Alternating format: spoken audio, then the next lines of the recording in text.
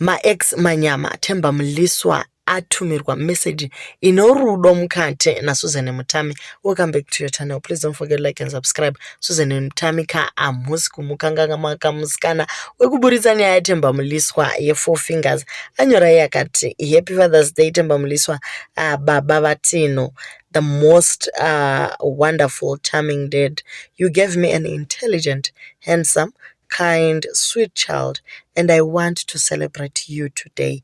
Guys, my son loves his father so much.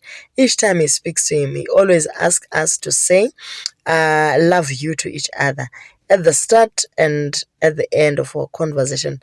Our son is love. The other day, he wouldn't go to school without talking to daddy, and the moment they spoke, we were all set. You are really good with children, and I love our co-parenting relationship. You are also a great stepdad to my eldest child. Enjoy your day, Murambui. P.S. I've emailed your special Father's Day gift. Saka zviri kuratidza kuti Themba Mliswa akachimaster chigemu chelove ichi.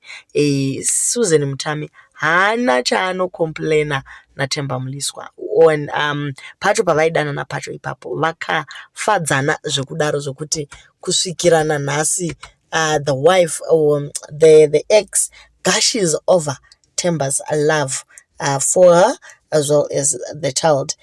Guys, ndo zvinoitwa guys. Kwa imimi masingle mother munodarireiko kuti kana paitika beef between imimi na daddy vemwana hamudi kuti vana vaite relationship nana baba wavo?